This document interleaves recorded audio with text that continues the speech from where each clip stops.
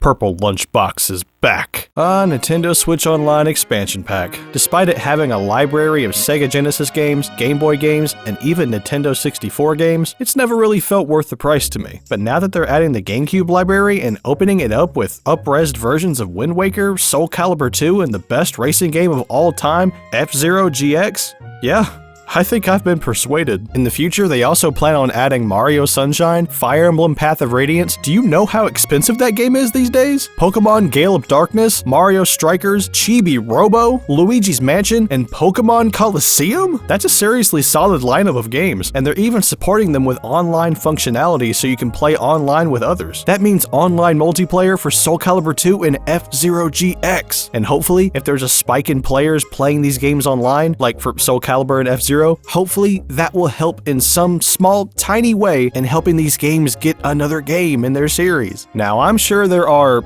other ways to play these games for free on your PC and maybe even make them look better, but this is good for people that maybe don't have access to those kinds of things, or maybe they just want to play it on their Switch. Plus, it's good to have these games officially on the Switch. No more having to jump through hoops or pay absurd prices to play the games on original hardware. And speaking of original hardware, I can imagine this might affect the prices of buying old physical GameCube games now that we have new official ways to play them, or it might not because this new GameCube library is all digital.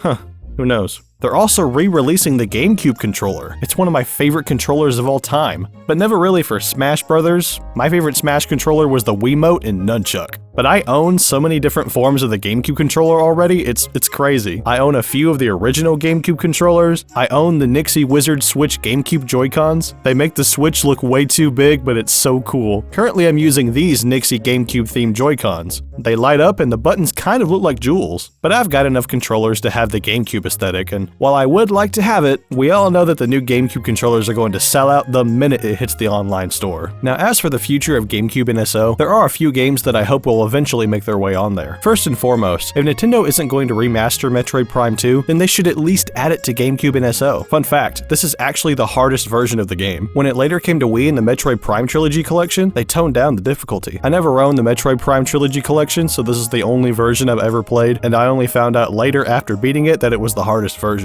And speaking of remasters, if they're not going to remaster Zelda Twilight Princess, then let us play it on GameCube and SO. I mean, they already gave us Wind Waker, and that might be my favorite Zelda game, but why not give us this one too? Unless, and hear me out here, the Switch 2's whole shtick is that it's really powerful and could run games really well, right? Graphically and performance-wise. Well, when Zelda Twilight Princess came out, they were trying to make it look as realistic as it could with the hardware they had at the time. But now that they've got really powerful hardware, are they planning to fully remake Zelda Twilight Princess?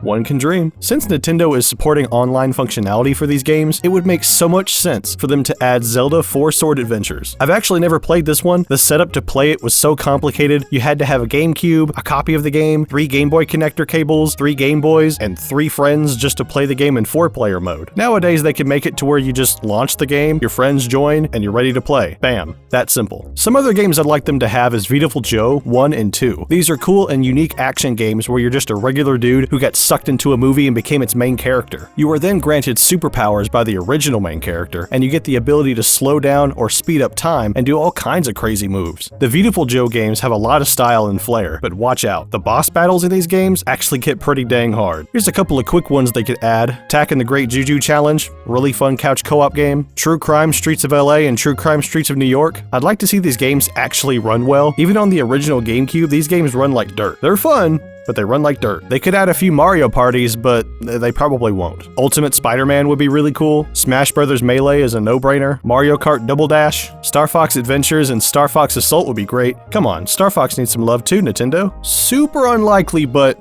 Need for Speed Underground 1 and 2 would be goated. And we gotta have at least one spooky game. And not just any spooky game. I'm talking about the spookiest game of all time. Eternal Darkness. This game really taps into that fear of the unknown. Though now that I think about it, maybe they shouldn't add this game to GameCube and SO, because a lot of its scares are really dated by today's standards. I think this game actually deserves a full remake with its own separate release. I think that would be better for the game and for the people who are playing the game for the first time. Nintendo definitely sweetened the deal with that new GameCube library, and it's given me another reason to go back and play Wind Waker again, so just go ahead and take my money, Nintendo. No, it's okay. Go ahead. I can go another week without food.